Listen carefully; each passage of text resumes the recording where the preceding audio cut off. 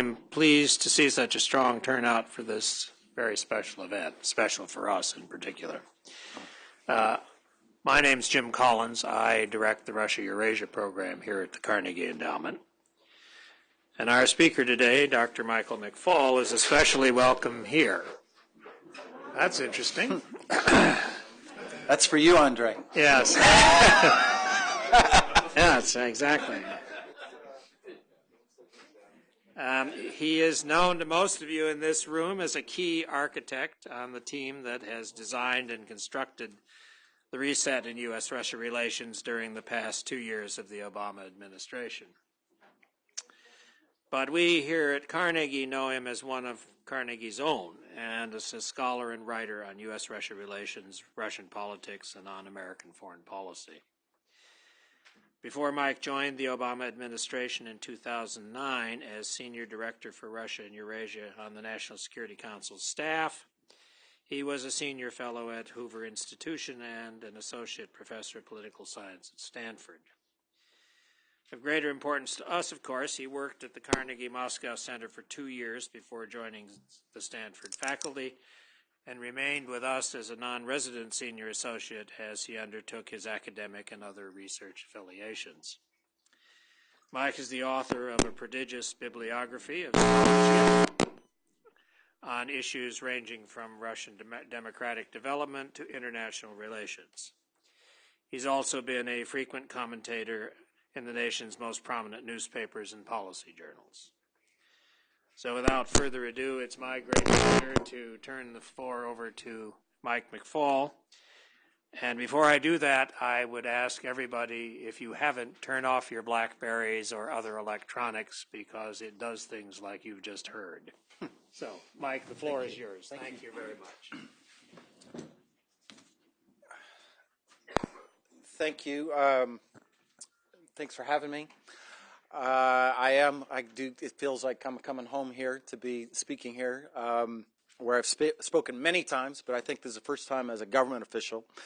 They don't let us out too much, as you've probably noticed, and then, certainly when these rows of cameras are back here, we're not accustomed to that down at the National Security Council, so it's a pleasure for me to be here. I also want to say, Jim, and to your colleagues, that though this is the first time I've spoken here publicly, what I've really come to appreciate as a government official now is how important, if not downright vital, what Carnegie does here in Washington to help form the debate about this particular country we're going to talk about. But also I want to especially say how I just consider it an absolutely invaluable resource that we have the Moscow Carnegie Center. And when I say we, I mean the Obama administration now. I know it's an awkward time with the WikiLeaks and sources and all that, but what I know when I go to Moscow, and I go to Moscow often, as you might guess, pretty much every time I'm in Moscow, I have some event, one way or the other, at the Moscow Carnegie Center. It remains a place that has, in my view, the best analysis about what's going on in Russia, and I mean that across the board. If you're doing one-stop shopping, as I did 3 or 4 weeks ago with one of my colleagues, Larry Summers, and I wanted him to get the full view of foreign policy, economic policy, and domestic political stuff. We went to the Moscow Carnegie Center. But also, it remains a place that I think is really important in Russia today, which is a place where different people from different political orientations and from the government and not in the government can still meet and have a serious conversation. So I want to applaud. I value it more now than I did, frankly, when I was part of the Carnegie team. And if you've never been there, if you're in this room and you go to Moscow, you should make a point, if you can get an appointment, because sometimes it's not so easy. Even for Larry Summers, we struggled. No, let me start by, I just want to go over quickly the theory of the reset, kind of the way we see it, what have we got done, and then the future. I'm going to use some slides for 2 reasons. One, this is the 3rd talk I've given today. I usually lose my voice. So if I do, I'll have you, Ambassador, just take over for me. And second, where I live and teach at Stanford, you just cannot anymore give a talk without slides. It's just prohibited. But I'm going to do you a favor and not just follow these religiously. I'm going to try to speak, and thank you for setting it up this way so that you'll maybe on occasion listen to me and not just read the slides. But I'm going to rush through them because I really want to get to the end. And the main thing I'm interested in, the reason I'm here, is not so much to explain and assess the reset from our point of view. I'm actually here because I want to hear what you think, both in your assessments and also what you think the future is. So I'm going to try to go quickly over many things in the beginning and then linger on the last two slides. So before we get into what we have done, I just want to remind you where we started. Sometimes in my debate with some of my colleagues from the Bush administration, they say, oh, we did that. Oh, that's easy. Oh, that's easy that we did that. Maybe, you know, in the fall of 2001, there were easy things to do. But we didn't come into this debate in the fall of 2001. We came in the fall of 2008. And U.S. Russian relations, I think, looking at this room, a very learned room on this subject, whatever, you know, your view of the Bush administration or Obama administration, I think it's a fair, I think the conventional wisdom, and I would say the smart people as well, it was a pretty rough time that we walked into in the fall of 2008. And that was the point of departure, you know, in terms of where we started this policy. To remind you of things that were said about that time, you know, the beginning of the Cold War, the end, USS McFall was on its way to Georgia, by the way. You know, it was a pretty difficult, dark time when we came into power. So here's the kind of core assumptions that we came up with in the transition and then the early part of the Obama administration. And now they're kind of, I hope, fairly obvious, but at the time they were not. And let me tell you, at the time, some of these were hotly debated and hotly contested. The review of the Russia policy was second only to the review of the Afghan policy in terms of getting done through the interagency process up to principals and eventually to the president. But it was a thorough, comprehensive review. It wasn't just kind of done on the fly. And we reevaluate it all the time. And what I'm displaying for you now are the set of arguments that we were making back in the beginning of that review. First, a very Obama kind of idea. But if you set ideology aside, you set historical legacy aside, and you just talk about what are our common interests, there is many things, not all things, and maybe not even most things. I'm not interested in that metric. I'll leave that to others. But there most certainly are some things where our interests and Russia's interests overlap. Moreover, we didn't come into it saying, let's look for common ground in order to build a relationship with Russia. We debated that, just so you know. That's one way you could have done. Like, in the name of the reset, we need to find commonalities. We actually didn't do that. We actually said, what are our core national security interests, and how are we going to pursue them? And at the end of that, the coda is, and by the way, isn't that also in Russia's interest as well? And if you go back and you read the president's speech in Moscow, that's the way the speech was set up. It was 5 core interests. I won't go over them again. I encourage you to read it. But none of them were about U.S. Russian relations per se, except maybe for non-proliferation, but even that was bigger. It was always, here's what we want to do. We want to go fight terrorists and restore order in Afghanistan. We think that's in the national security interest of the United States. Coda, by the way, we think that's also in the interest of Russia as well. That was the approach that we began with.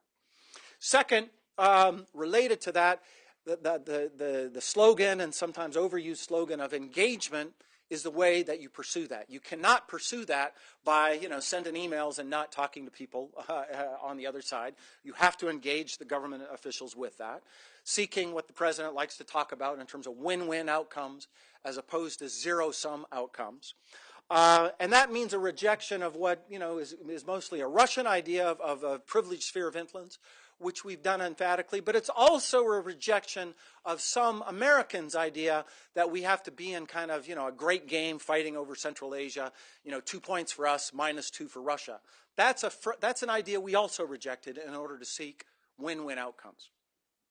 And third, not just talk about arms control. As one of my bosses said very early on, as they were learning what telemetry was, and not very thrilled about it, by the way. That one boss is my big boss, by the way.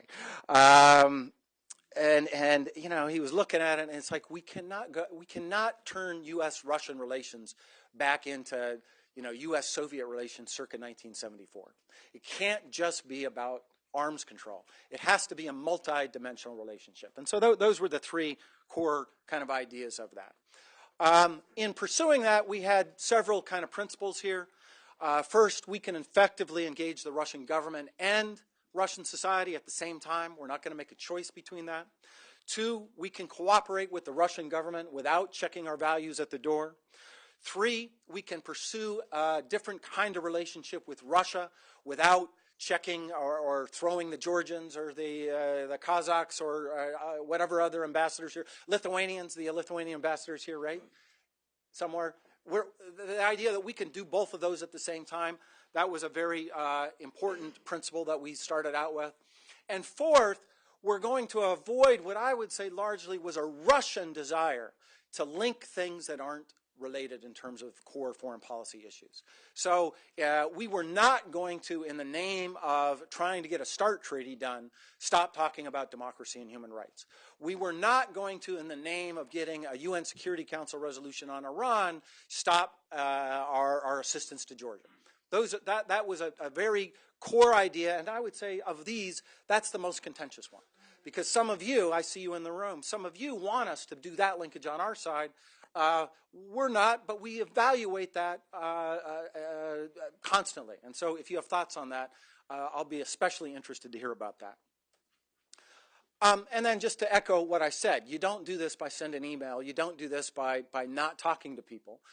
You have to go out and engage at the highest level, which we've done rather dramatically.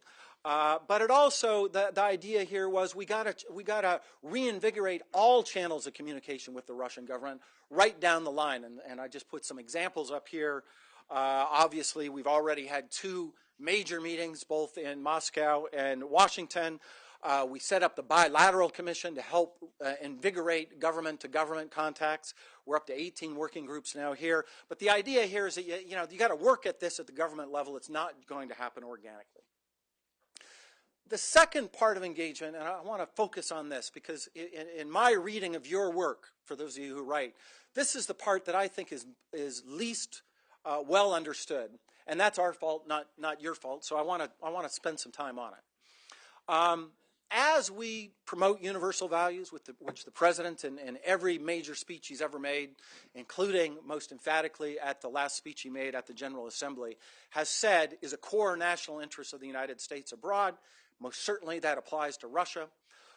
Our strategy for doing that is what we call dual track engagement. That is engagement with the Russian government and engagement with Russian civil society at the same time. And occasionally, I love this photo of Yuri Jabladze speaking, occasionally even our guys not just engaging and projecting, but having the President of the United States sit there humbly, just like the ambassador sitting here humbly listening to me and listening to Russian civil society. He's speaking about Guantanamo there, just so you know. That's the subject matter where he's berating the President for abuses of human rights in the United States.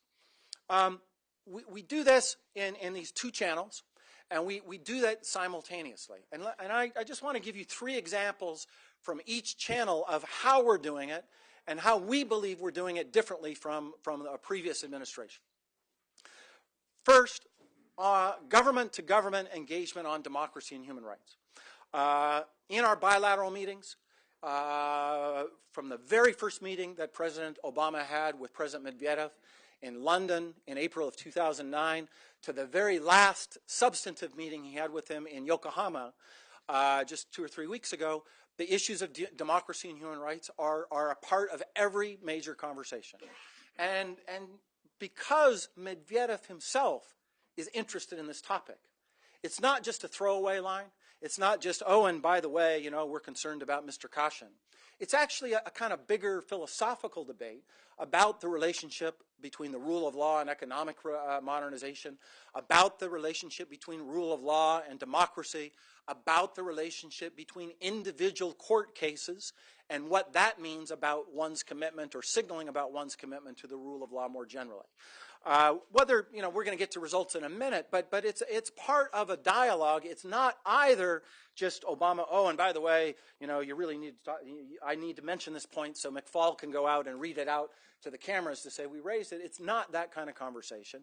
Nor, however, is it a, you know, a kind of finger-waving conversation, you know, you're a dictator and you need to be a Democrat. It's not that kind of conversation, at least at the highest level. Sometimes with Surkov and I, it's a little more like that. No, I didn't mean that. I really didn't mean that. We have a very healthy dialogue, a very, you know, a very energetic dialogue about these issues as well. The tone is a little bit different sometimes than the Obama-Medvedev one.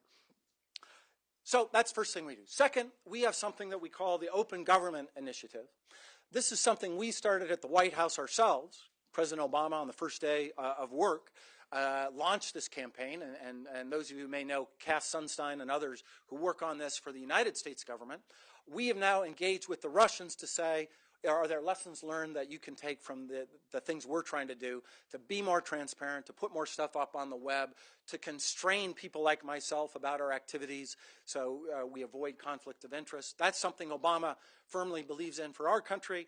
We signed an agreement with the Russians in June to do that, and we're pursuing that in a variety of ways with the Russian government. And then third, and finally, on the government track, when we see things that are positive, we obviously affirm them and support them, but we have not been shy, in our view, of speaking out when we see, you know, illiberal, anti-democratic, or suppressions of democracy and human rights. We've put out dozens of statements, you know, including every 31st of every other month until the last one out of the White House. We feel very strongly that when we see that, we should be able to speak openly about that, and we're going to do that irrespective of negotiations about START treaties and sanctions resolutions. I'll skip these long things. And I can circulate all these slides if those who want, I see the press that are interested, be happy to. That engagement, as I said before, with the government has these tracks, and then I want to give you 3 examples from engagement with civil society, including the political opposition. I love this photo of Mr. Zuganov across the table from, that's the back of the president's head, for those you can't see it, and Nemtsov and others, as you know. But there's also this kind of societal engagement, with a president playing basketball with Russian basketball players at the White House, and sitting in your old home there, Ambassador, having breakfast with civil society leaders. You'll notice there's a table set for Mr. Ponomaryov, who was in jail at the time, but he was invited. We wanted to make sure, though, that his presence was felt. 3 initiatives in this other track that we've done. 1, direct engagement with the highest levels of government, right, the President of the United States, with civil society directly, not just mediated through a discussion with people at the Kremlin or people at the White House, but directly. So when we were in Moscow, the President not only met with the political opposition, but also met and spoke at the parallel civil society event that was then replicated a year ago.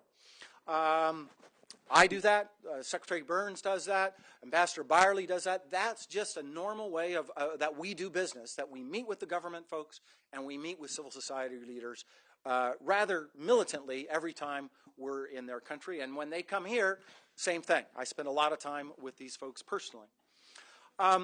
Within that engagement also comes assistance. And within assistance, in the way that we've tried to tweak the program, the overall assistance to Russia has remained rather flat from the Bush to the Obama era, and that has to do with, you know, rather constrained assistance budgets as a whole. Within that, we have tried to shift more money to civil society That means less money for other programs, obviously. And within the money for civil society, more direct support for civil society and less support for, for lack of a better word, technical assistance or programs where we're providing indirectly assistance to them. That's what we've done over the course of the last 2 years in our review of that. Second, modernization of civil society. President Medvedev speaks of economic modernization. He now speaks of political modernization. That we think that's great, by the way, that has entered his lexicon and the way that he speaks about things and the relationship between those two things, which was a theme of the Yaroslavl meeting and a theme of a paper I presented there, if you're interested. But we want to add a third, which is modernization of civil society as well. And just to be totally crude about it, there are some civil society groups in Russia that feel like they're living in a different century by the way they do their business, by the way they think about the way they do their business.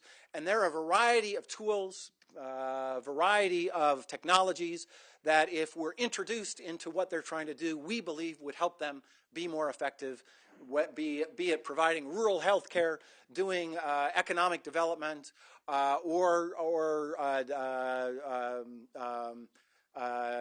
providing information about human rights abuses. And so we have a whole set of programs, what we're trying to do to try to modernize civil society as well. And finally, third and finally on the civil society piece, we have something that we call peer-to-peer dialogue. We're all for, and I see some NGOs here represented, who've been working with Russia for decades. We continue to support your budgets. We continue to think that's important. But we want to augment that with direct connectivity between American NGOs and Russian NGOs involved in the same thing. Not just with American NGOs that quite frankly are professional NGOs at promoting democracy, but may not be professional NGOs at providing health services or providing community development. It's more of an aspiration now than I would say a concrete big policy. We've had 2 of these parallel meetings, both in Moscow last summer and then this summer here in the United States. But we think this has to be a new component of how we do this dual track. That is to help create these peer-to-peer dialogues. Results. Now I'm going to go faster because I want to get to the end. You guys are the judge of the results. We don't get to judge. We just get to read our grades from you all. But I just, I'm not going to go into detail, but I just want to kind of highlight, in part, it's the quantity of the slides that I'm about to race through. That is the impression I want to leave you. And if you're interested, we can debate the merits of the START Treaty or UN Security Council Resolution 1929. Happy to do that. But the message I want here is we believe that we've actually done some very concrete things in just 2 years' time. Obviously, the new START Treaty, we signed it a long time ago. We hope we're going to ratify it very soon.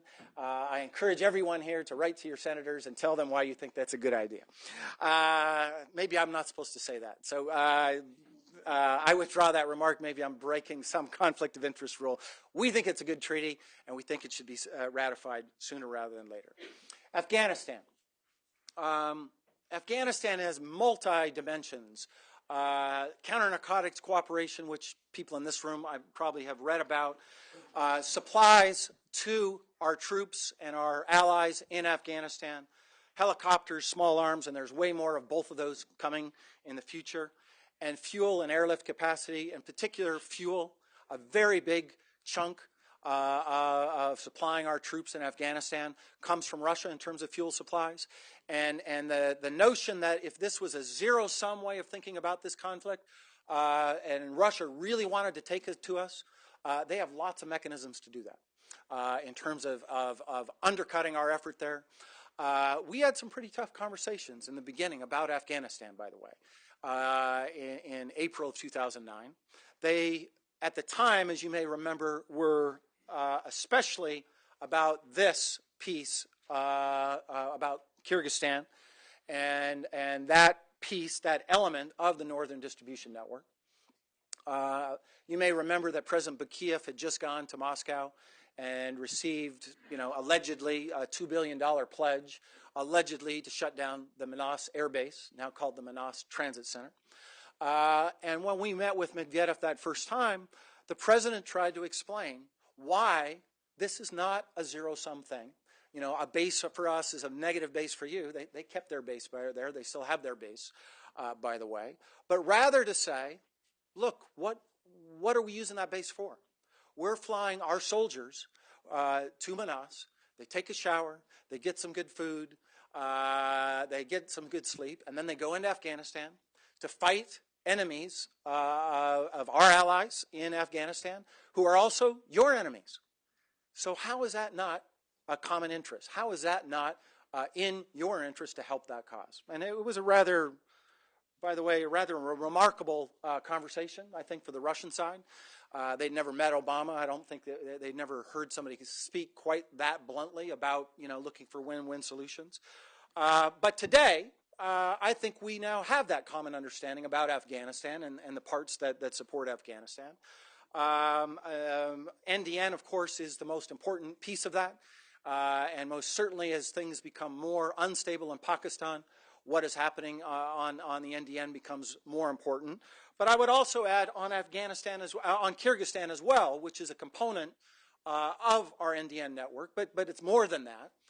We feel that we are now working with Russia to advance common interests there rather than in this zero-sum place that we started with. But I end that slide with a question mark because one always has to keep revisiting that.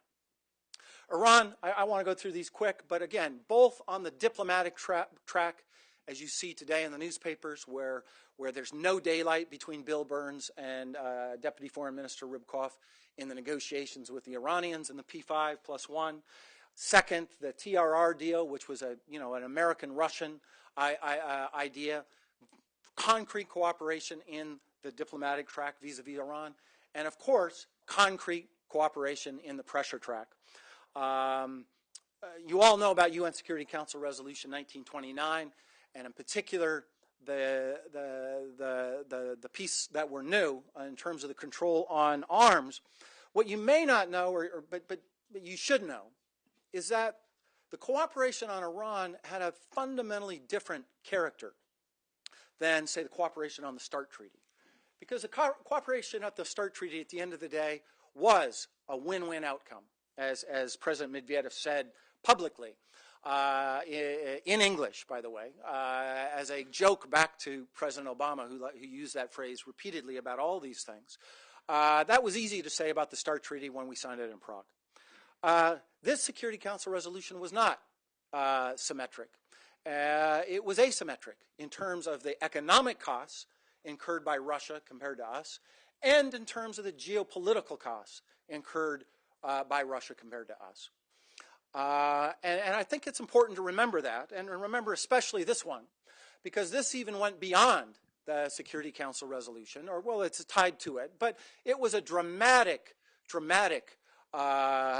move by Russia that I think played a major role in preventing increased hostilities and instability in the Middle East.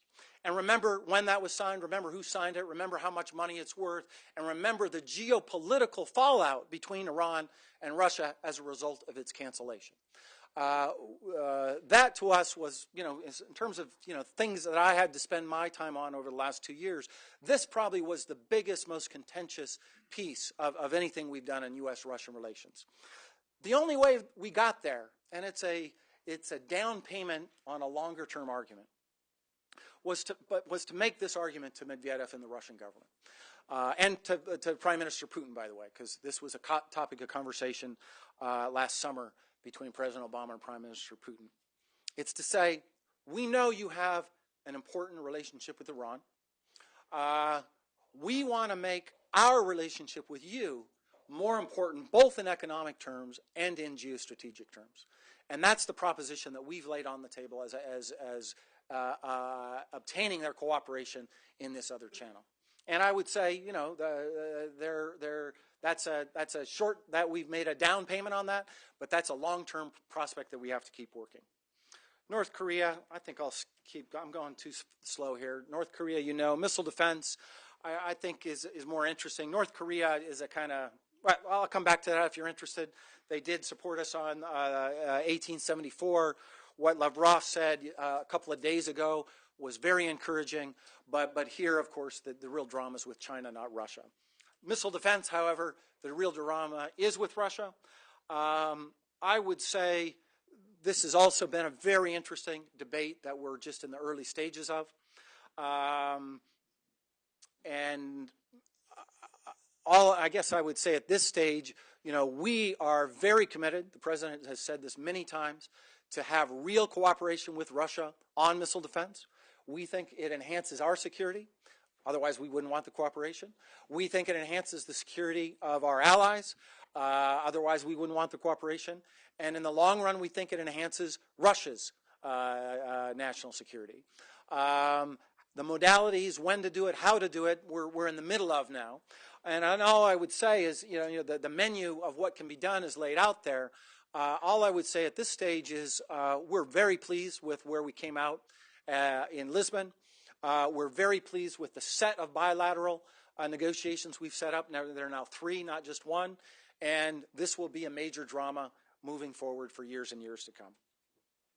NATO, I just mentioned, both the missile defense cooperation, Afghanistan counterterrorism, expanding counter-piracy. Again, we think that this was a very positive outcome in terms of U.S. Russian relations and U.S. NATO relations, coming the day after what we thought was a very positive NATO summit without the Russians. Lockdown on nuclear materials, we know that. Economic cooperation, I would say here, the results are much more limited, more aspirational than real. 1, 2, 3, we submitted to Congress. We hope to get that through before the end of the year. WTO, very, I think, a positive story. Frankly, a shockingly positive story to us. And here the credit really goes to the Russian side and Mr. Shuvalov. We're more cheerleaders than anything else. But we're close to closing out our bilateral negotiations. The EU is also pretty much done with that. We were not there 2 years ago. 2 years ago, this was something that was going to happen years and years down the road. Cooperation on innovation, I would just say this on this set of things. We spent a lot of time as a government seeking to cheerlead for those in the Silicon Valley and those working on Skolkovo and those in the energy sector to do these things. And here's just a few of the things that we help to give our kind of political stamp to. But let's be clear, at the end of the day, this is a private sector endeavor. This is not a public sector endeavor. And that is a message we hammer home when we see our Russian government officials to talk about this all the time. Trade and investment in the last 2 years, there's been a few big deals and the numbers are going in the right way. I leave it to you to judge whether that affects the reset. Has that anything to do with that? We hear it does by our friends at these companies. But I'm too serious of a social scientist to try to draw any causal relationship to that. I would just note that there's a lot of bubbling, a lot of activity in a way today that was not happening when we first showed up a couple of years ago. And the same on the Russian investment in terms of in the U.S. Some interesting things happening, things we support. I'm as a basketball fan and a Brook Lopez fan for the insiders in the room. He's a Stanford guy who plays for the Nets. There's some important investments here, particularly in the steel that I think a lot of Americans don't know that without that Russian investment, there are some steel workers in America who are unemployed, but still a fraction of what it should and could be. Societal trends in terms of outcomes.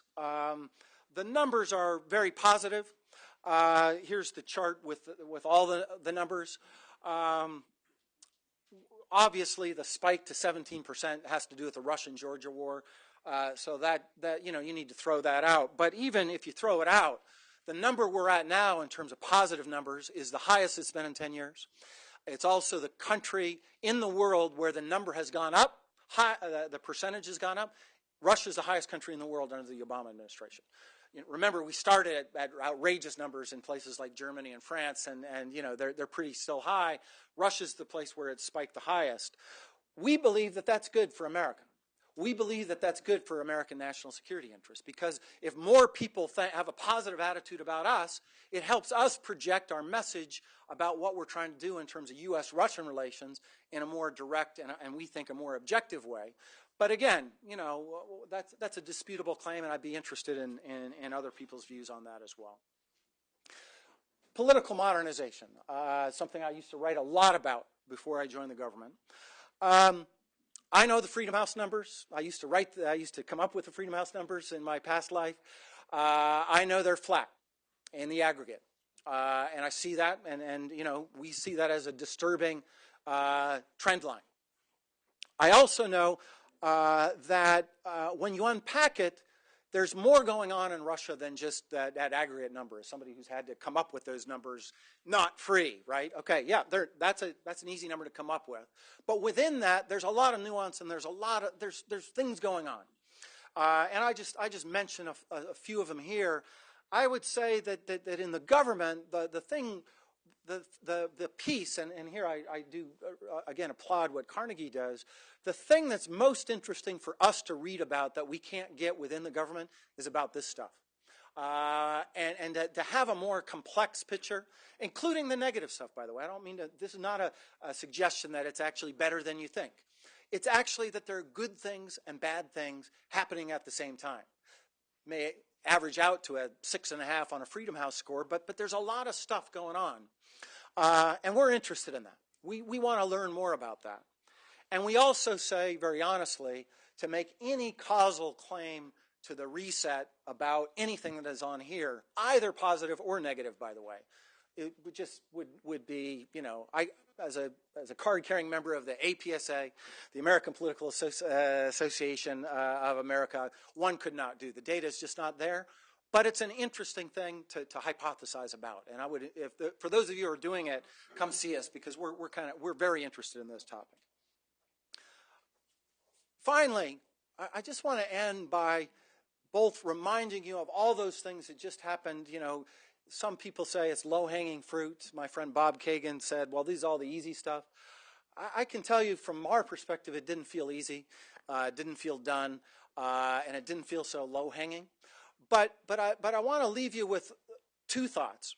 One is, there's a lot of stuff on those slides, right? Maybe one of them was really easy, the START Treaty. Oh, that was easy. Didn't feel that way to me personally, but okay, maybe you might have that view. But to do all of this stuff in 2 years, I don't think you can just chalk up to, oh, that was the easy stuff.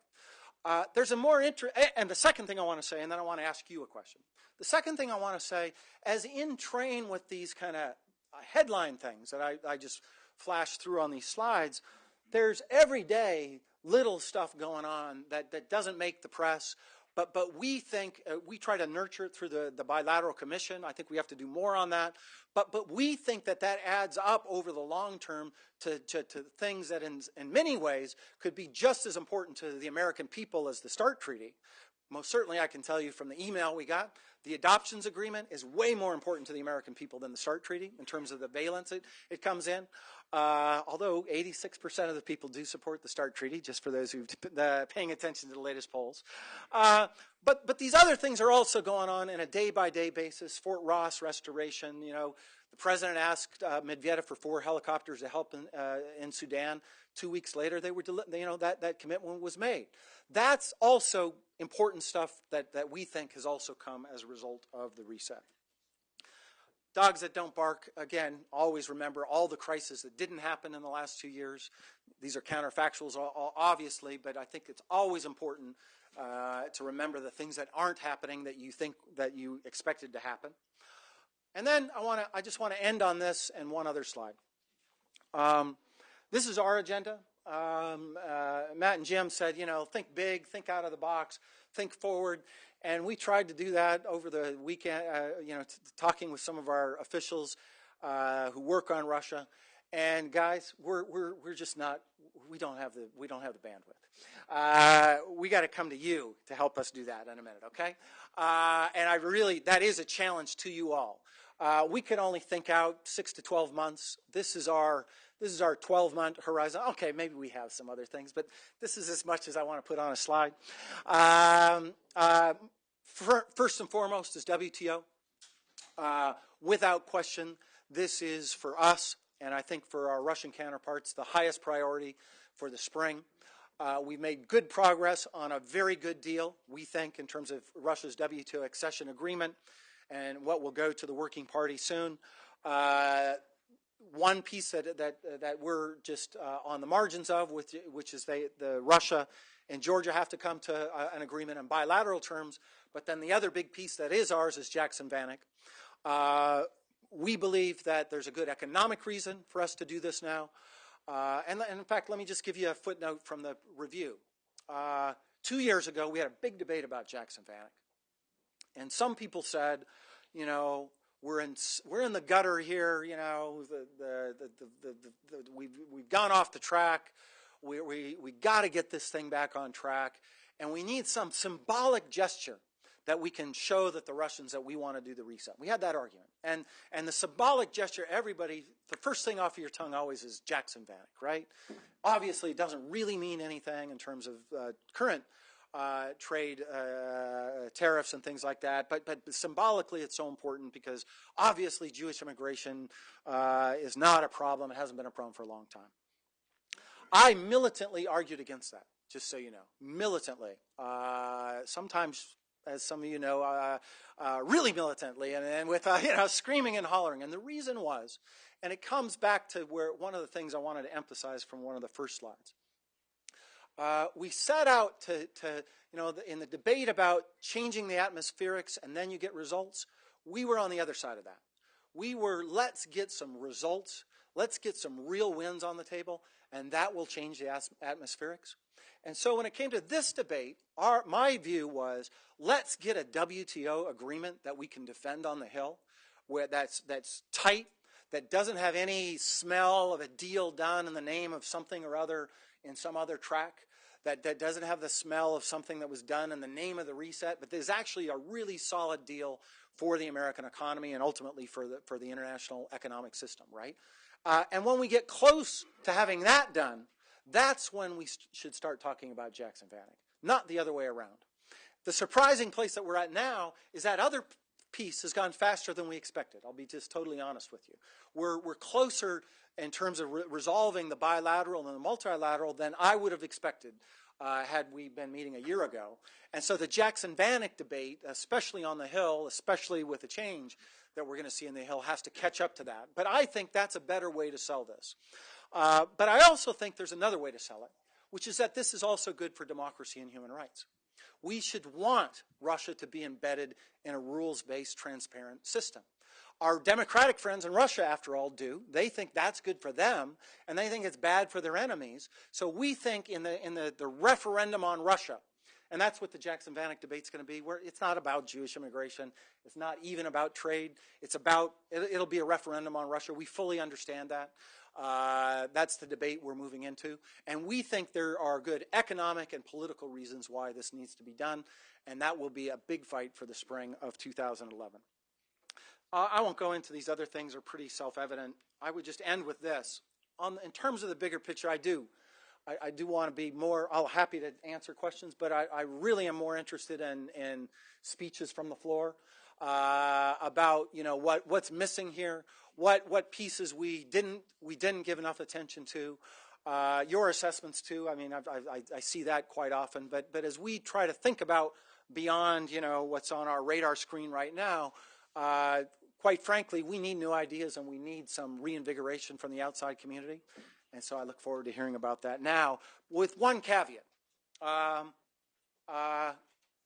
The one thing we are militant about, and this comes from the president from the very top, we're not about grandiose statements about, you know, ending the Cold War, strategic alliance, new world. We got to be realistic in what we can deliver and what we can seek to do. If I look back on previous administrations, and I've written a book about it with Jim Goldgar in one instance, what I think was the unraveling of some previous euphoric eras was believing that this relationship could do too much. We're deliberately trying to keep expectations in a line with what we genuinely think we can do, not because we're pessimists, but because we think that helps to advance the ball either in an incremental way if you're a critic, or in a dramatic way. But I think, the one thing I don't want to hear is, the things that will inflate expectations beyond where we can manage them. By managing them, we think that keeps a steady momentum. We think that's better than setting bars that we can't meet. All right, I'm done. Thank you.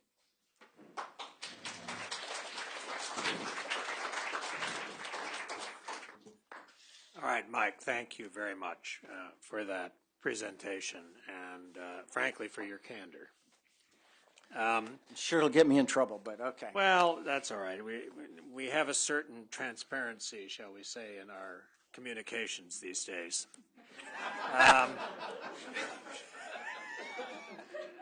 I guess I would like to honor what Mike would like, and that is to hear from the audience your observations, but also your questions. I would ask you to try to keep these within bounds and reasonably short so that we can get to a number of people, but I hope you will offer Mike your views as well as give him your questions. So let me start right here. You need to wait for a microphone, and please identify yourself before you speak. Thank you. My name is Andrei Sitov. I'm a Russian journalist from TASS. I will not make observations because it's not my job as journalists to do observations.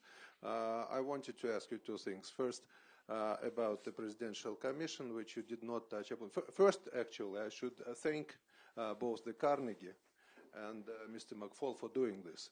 It's a very timely event, especially for those of us who do wrap-up pieces for the year. So I wanted to ask you about the Presidential Commission. How happy are you with its work? What's missing? What needs improvement? All of that. And secondly, at the very end, you mentioned, quote unquote, your friends in Russia who tell you this or that thing. How do you define your friends in Russia, especially in the government? Thank you. So, on the Presidential Commission, which obviously I was intimately involved in trying to get started, I would say a couple of things.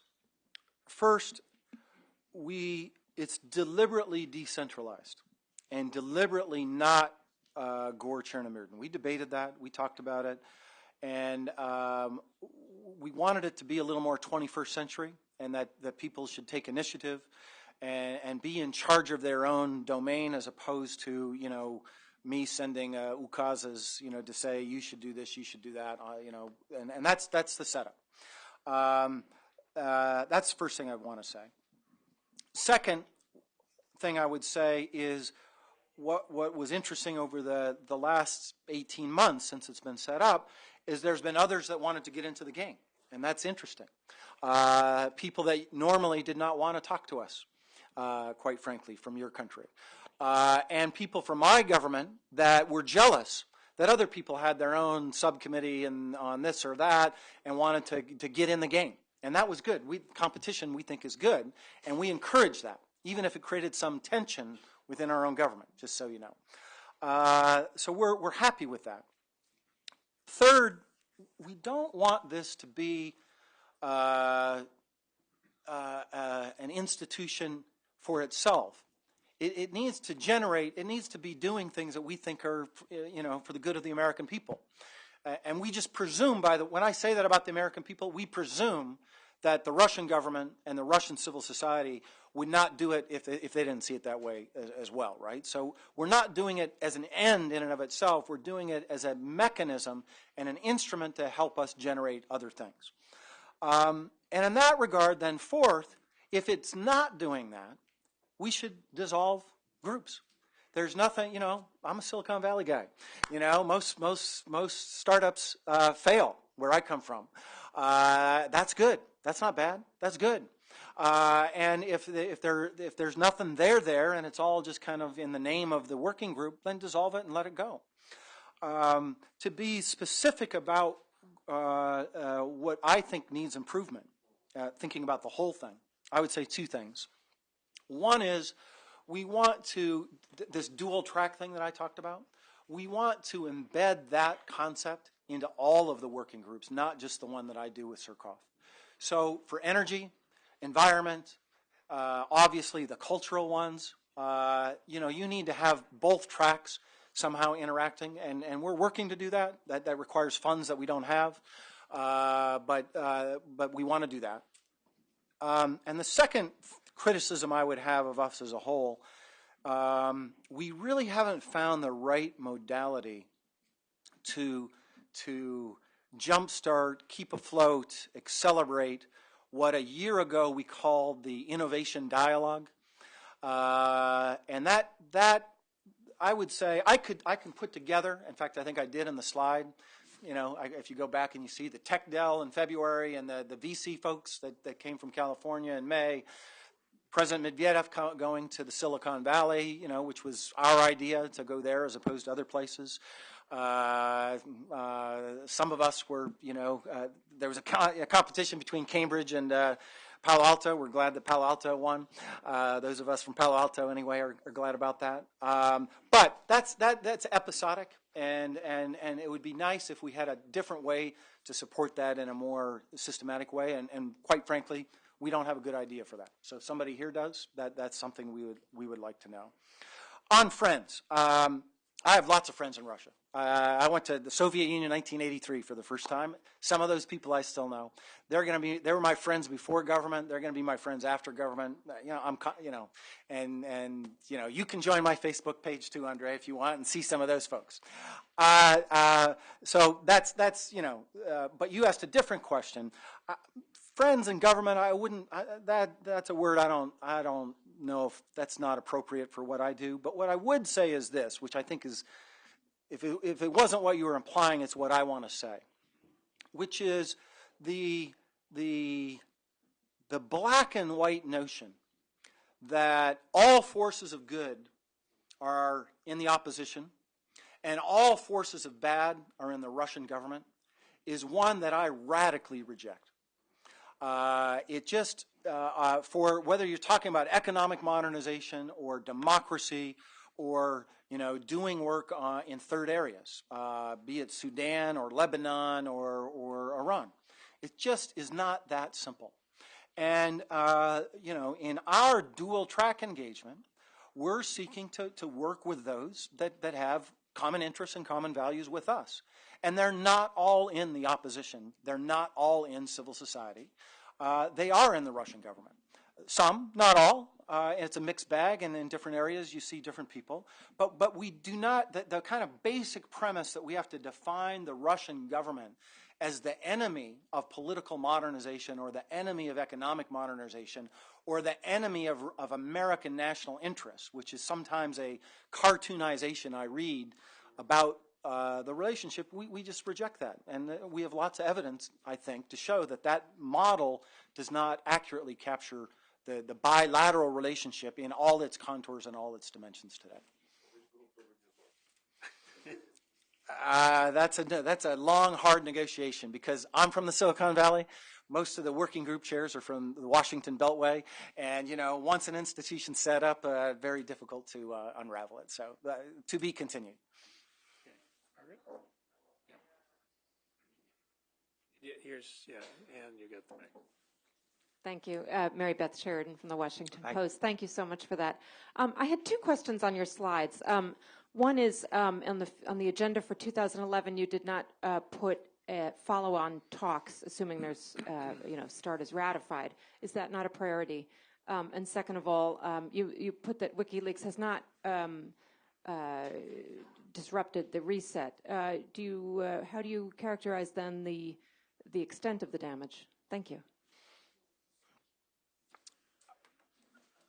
We're in the middle of a START ratification debate right now.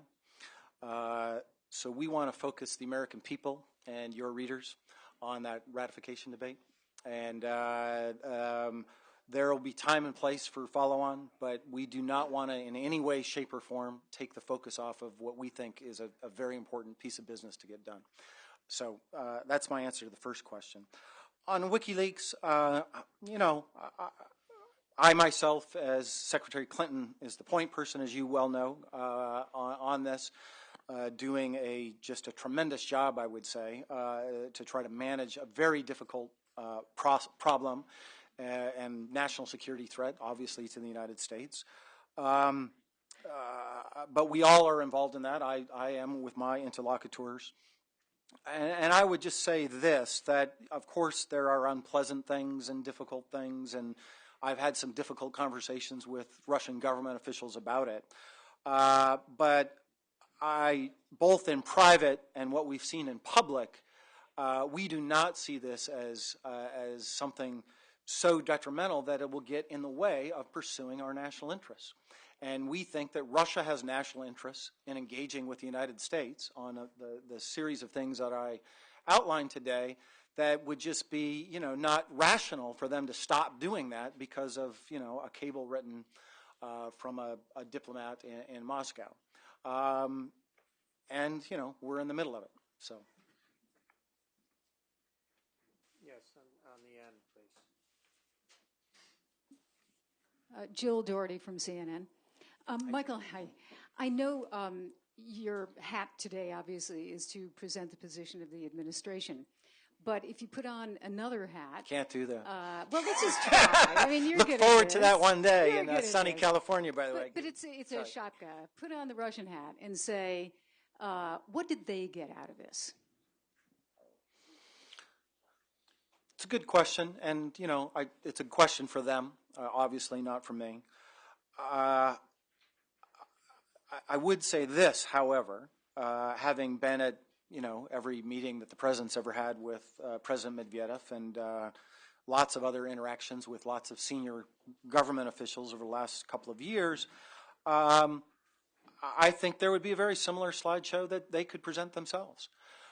The notion, this metaphor of zero-sum versus win-win, and it's a big academic debate, by the way, realism versus liberalism, where I come from and where I'm going back to. What's interesting to me as an academic to now think about how these theories apply is that there are certain places and times, obviously, that we can use coercive power to achieve our outcomes, right? The United States, and I would say that about any country over time. That's, and that's a theory of international relations, that you can use coercive power to achieve zero-sum outcomes. But most of diplomacy is about those win-win outcomes for the simple fact that the costs of using coercive strategies are very high. And they're difficult to sustain over a long term. And in academia, we have this phrase called self-enforcing outcomes, right? Self-enforcing equilibria, which is to say it will sustain itself not because you signed a contract or because somebody had a hammer over your head, but because it's in your interest to keep doing that. And to me, that's an important metaphor for the reset. And I don't think that President Medvedev and the other hundreds of Russians that were involved in some of the things I talked about, they wouldn't be doing it if it weren't in their interest, and we couldn't both benefit it. Now, within that are some more complicated things.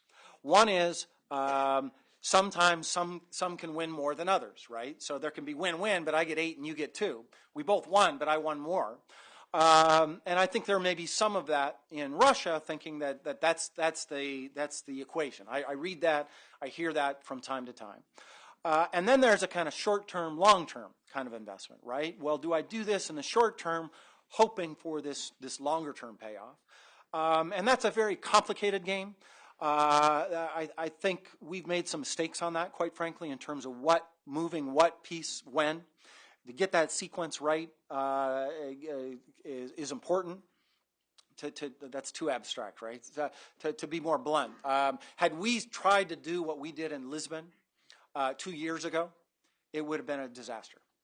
There was no way, had we tried to reset NATO-Russia relations when we first got here, and we debated it, just so you know. Oh, we got to start the NATO-Russia Council, and that would have been a mistake had we not have done this other stuff first. WTO is for Russia more important to them than for us. I think they think of that as kind of the next piece in this complicated thing that we got to get done in a win-win way. It's never have I seen a country or a Russian official, I'll just be more blunt, do something because they want to be a friend to the United States or a friend to Mike McFaul or a friend to President Obama.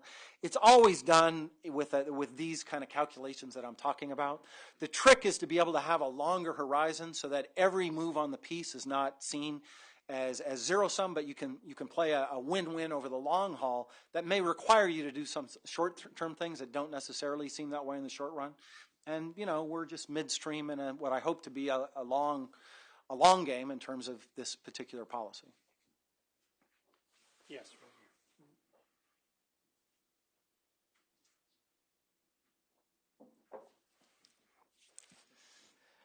Николай Зимин, Russian Weekly Magazine итоги.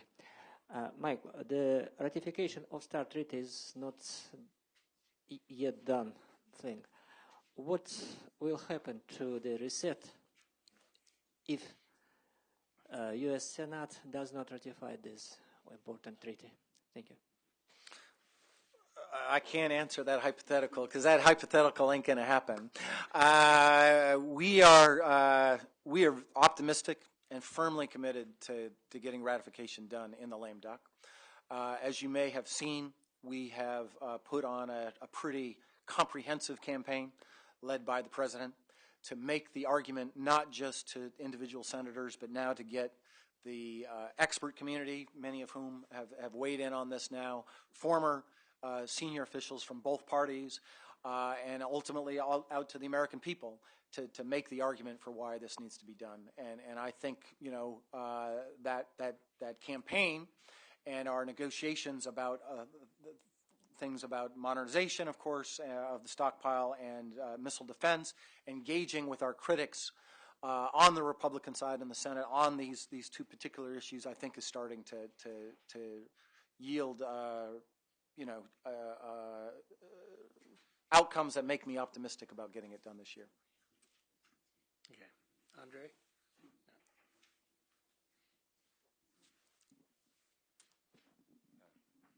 Thank you, Mike, for your presentation. Two questions. One is coming from these WikiLeaks that you have mentioned already. From the cables, it became quite known that not only politicians or experts, but also U.S. diplomats do share views of the current Russian political regime and some individuals. And this knowledge became public. So that is why dealing with this current political regime in Russia at this moment after WikiLeaks is slightly different than it was before. So whether these public news produce any particular difficulties, moral difficulties, or any other difficulties, or just you would some kind of, just administration would put it aside completely. Second, you argued strongly that in your position, in your attitude, there is no linkage between different areas of cooperation with the Russian side. But it does not necessarily mean that there is no such an approach from the other side, and that these relations are not viewed by many people that there is no linkage. And many of your friends in Russia, not only in Russia, including Boris Nemtsov and Lilia Shevtsova, recently have argued that this particular approach have created a very special, strong support for such a political regime. What would be your response to those people who do not some kind of share this approach about no linkage in those areas? Those are good, tough questions. And afterwards, I want to know your answer, okay, when the cameras are off. I would say a couple of things. Obviously, dealing with what came out in WikiLeaks and reporting from Moscow is a difficult issue that we're managing. I don't mean to say, oh, it's no big deal. It is a big deal. It's a complicated set of diplomatic challenges that we are engaged in right now. I would also say that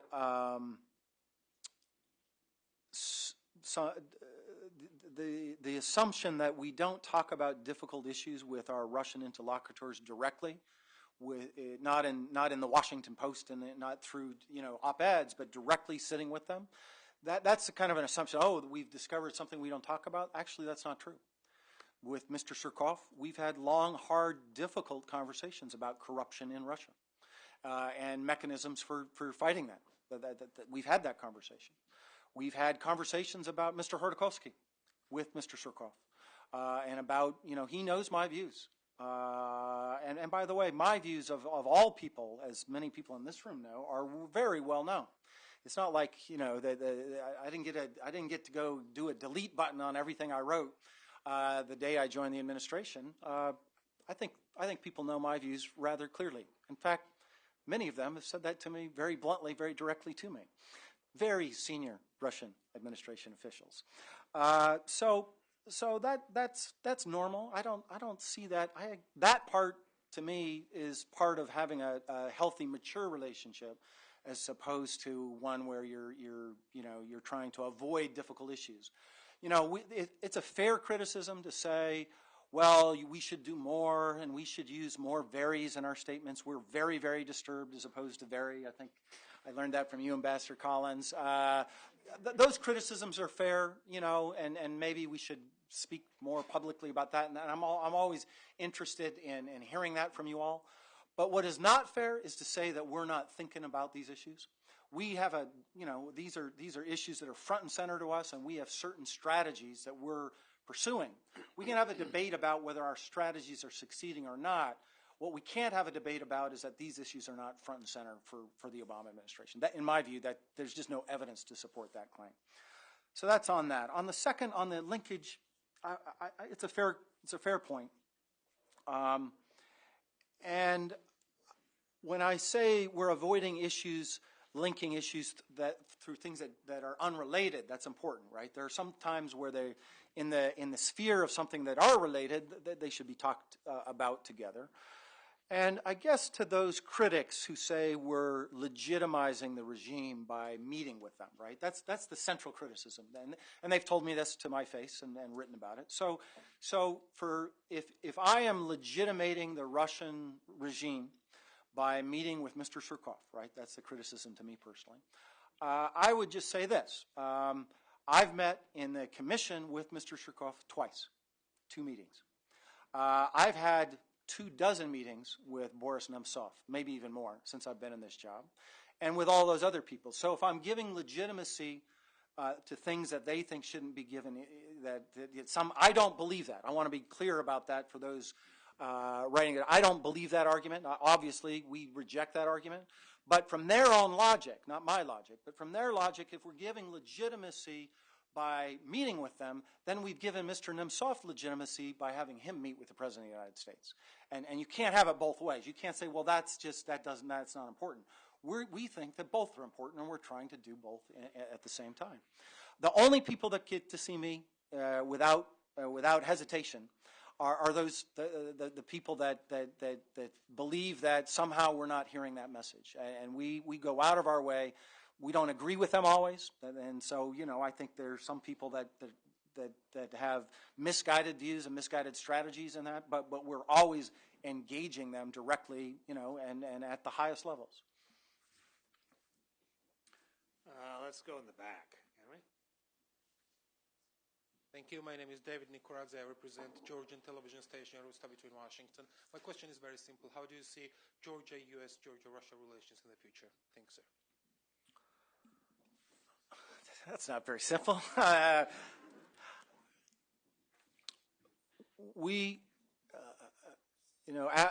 S-300s was a big piece of my time. Without question, issues of Georgia are front and center. If I think about my last 2 years and where I thought I was going to spend my time and where I do spend my time, I've spent way more time dealing with your question than I ever had expected, and on other issues I haven't. And what I would say is this. We have a policy that we're not going to play the game of choose, your relationship with Georgia or choose your relationship with Russia. We have emphatically, comprehensively, religiously, dogmatically rejected that set of arguments. We're just not going to play that game. We're not going to play it with our friends, the government in Tbilisi, and we're not going to play it with the government in Moscow, despite both of those governments from time to time asking us to make that choice. We're not doing it. We haven't done it. And I feel pretty good about it. I feel that we've managed a very difficult set of relations rather well. And I would just say, to think about where we started and where we're at. Let's remember all the conflicts and all the fighting that didn't happen. Now, there are difficult things going on still in the Caucasus, even news today, of course, that we got to manage. But I'm impressed by our management of that issue as opposed to, choosing sides. And it requires management of both sides.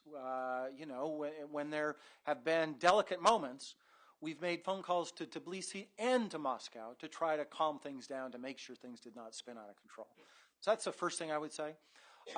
We have a fundamental disagreement with the Russian government that President Obama articulated yet again at the NATO-Russia Council meeting.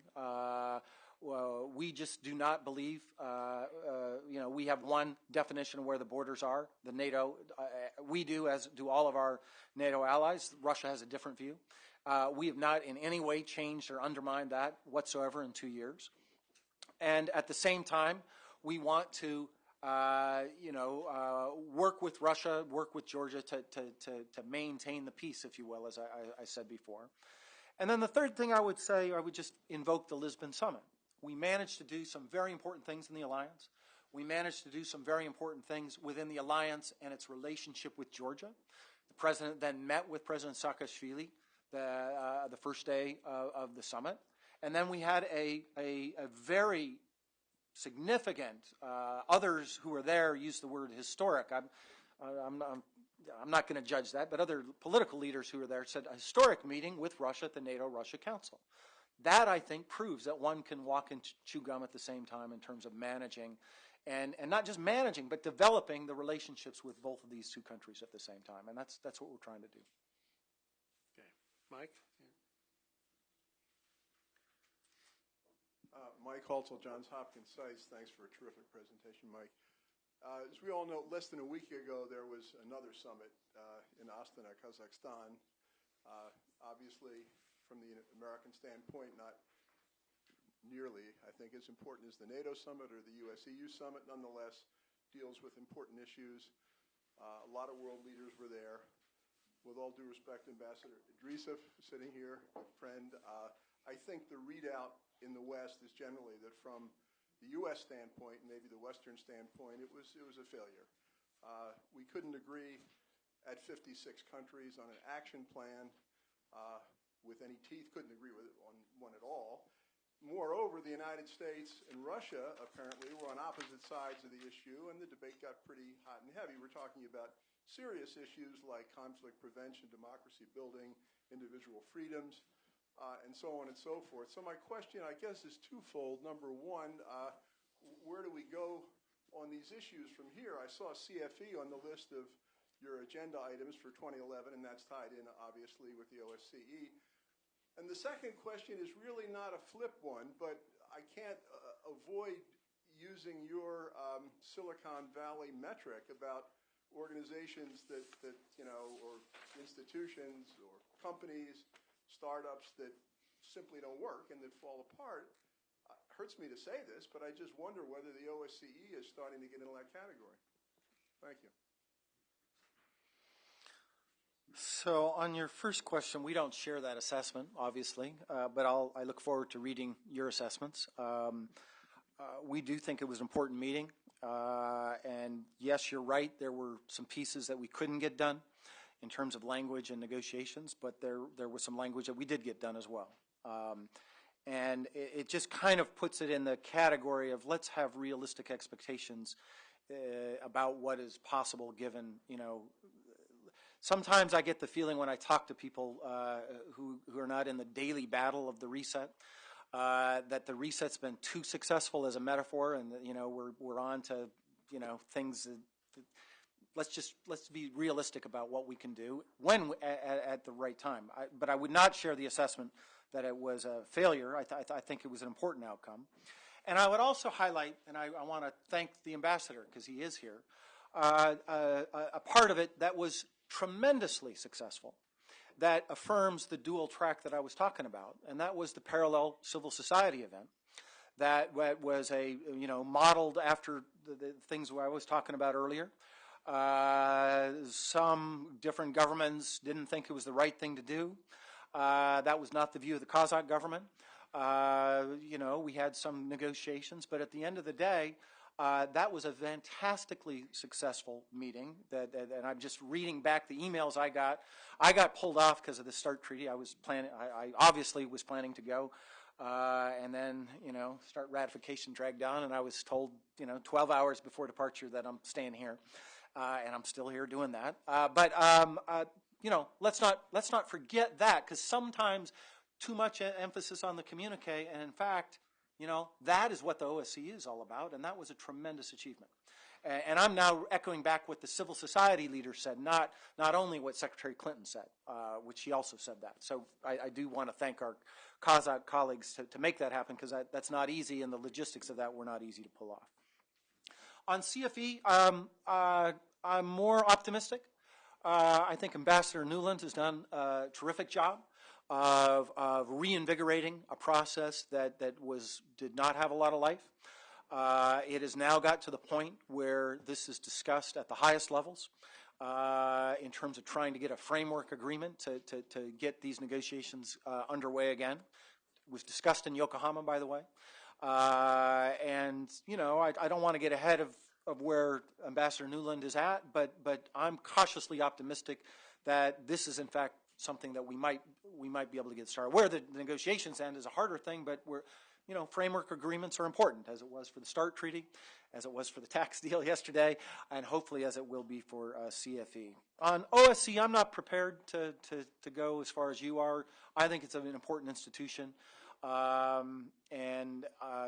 Whatever your evaluation of this summit does not mean that the future, the way it was set up, the principles that it represents, I think is an important mechanism going forward, whatever your particular assessment of a particular meeting might have been. Okay, let me take 2 or 3 questions, Mike, okay. And then because we're getting short on time. So let me start here, and then we'll go back here, and then I'll come here. Hello, I'm Anton Burkov, fellow at NED, and I'm a Russian human rights lawyer and teach at the university. My question is, you mentioned peer-to-peer cooperation in terms of direct dialogue cooperation between NGOs in the U.S. and Russia. What do you say about the possible cooperation between Russian and the U.S. law schools, let's say in teaching international human rights law? Thank you.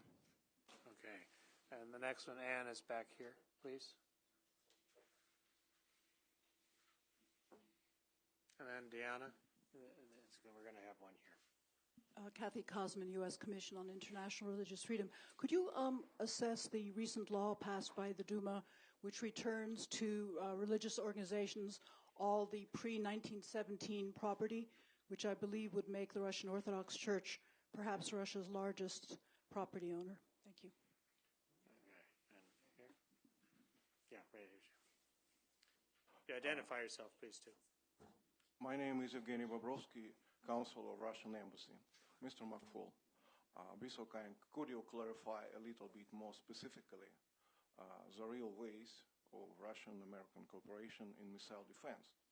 And the second question is, what is the main reason that American officials and their NATO partners are strongly opposed to the idea of double key, I mean command and control system? From my point of view, it's the only way for real cooperation instead of alone and actually symbolic conversation. Thank you. Okay. I'm going to take this, Mike, and then... Okay.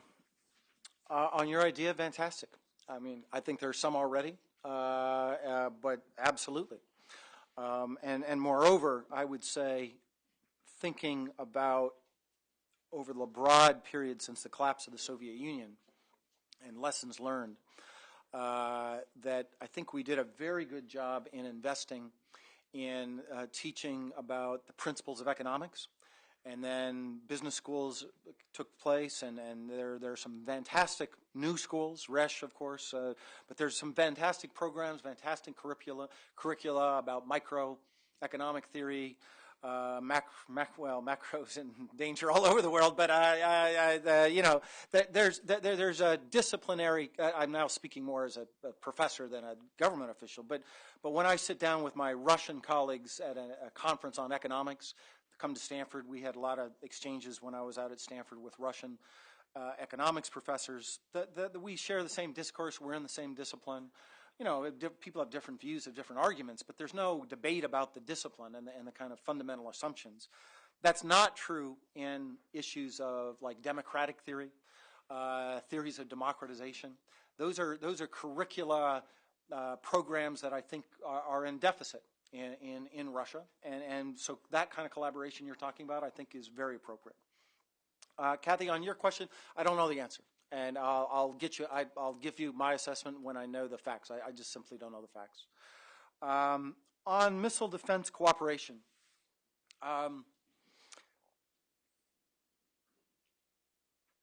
here's the way I would put it. Well, let me start by saying the ideas that your president first shared with us in Japan and then shared with the NATO-Russia Council in Lisbon, I think are very serious and really food for thought and to me was a game changer in terms of we're now talking seriously about this issue. Because for the previous 18 months, lots of, on both sides, by the way, my side especially, both sides suspicion, what kind of game are they playing here? They're trying to hoodwink us, et cetera, right? I think what the discussion that was had about these issues in the last several weeks have really moved us in a qualitatively different place. And that's important. I don't know where these negotiations will lead to, so we're just at the beginning, and it would be wrong of me to prejudge them. But what I would say as a principle to begin with, the notion of double key command and control is not even something we do with our allies. It doesn't work that way. So I don't think that's a good metaphor to go with. In fact, with your Ambassador Rogozin, I had this conversation, right? And his metaphor was we need a joint venture on missile defense. And I said, no, we need two strong companies that trade with each other in a win-win way. Because the joint venture part, maybe someday, well beyond my time, we can imagine that and be all linked up. But that's a future, for my grandchildren. But that, to me, is not the right metaphor. There's lots of things we can do with our two companies and our two systems of missile defense that would enhance our security and enhance your security without having turnkey kind of joint venture cooperation. And that is, to me, is where we should start, and maybe end for all and that gets back to realistic expectations, right? I've become just a firm believer, like rather than like dreaming about that in the year 2050, let's like do something today that gets us one step closer to cooperating on this. Just very simple things. You have some radars that have better visibility about some things that we're really interested in. So do we. We have some radars that have better visibility that you're really interested in. That's really concrete. Let's share that. Let's share that information, and let's share it with our allies and partners as need be. That's what I want the conversation to talk about. And if we get to what you're maybe later, but even if we don't get to it, the cooperation I just hinted at would actually make us both better off. Mike, you've been very generous with your time and with responses to questions. So I will give you 3 comments. Great. Thank you. On 3 There's things a lot of that questions there. Yeah, thank you. I don't get this chance too often. So, first on missile defense. This is totally not technical in any way, but it is from experience. And that is that there have been several efforts at missile defense cooperation in the past, and they've all foundered. One of the reasons they founder is that people at the top level don't pay attention. This is a field, in my experience, that unless it has presidential imprimatur and presidential attention, and frankly, a determination by both presidents that will tell their bureaucracies and their military this will happen, it won't happen. So I convey to your boss, stay engaged, or it won't happen. On OSCE, I think the first thing to recall is that OSCE isn't something itself. It is 56 countries that come together or are in this entity. And those 56 countries over the last 15 or so years in which this has gone from CSCE to OSCE have parted ways in many respects on what the organization is all about. But if you go back to its founding, it had three baskets. It had security and borders, it had economics, and it had human rights and the human dimension. I think it's fair to say that for the Americans, it more or less became basket three, not much else. In many ways, that was also true for Europe. For the EU, it's my experience, they wanted it to have no role in economics because basically that was going to be the EU's business. So why would you have OSCE do it? And for the post-Soviet region, where we've had this last summit, both those areas were ones of significant interest, and they were much less interested in the human rights and the human dimension side. Well, I think OSCE has a future if people will come back to the idea that it is an organization that takes up all three and is not only devoted to one or another aspect. Its great strength is in one thing. It's the only universally based organization where all 56 countries of Europe and Eurasia and North America are part of it. And that gives it one big advantage that others do not have. But that advantage has been largely squandered because people have divided over these issues. And finally, the Commission. My colleague, Matt Rojansky, has written a very good piece. You're not getting away. I'll give you 3 pieces of paper before you leave. About the BPC and where it comes from, where it is, some thoughts about its future. But I have one sort of general thought about it, and that is, way up here, just so you know. We have gone through now 2 or 3 efforts to establish, or even more, some kind of mechanism by which this relationship can be conducted over time.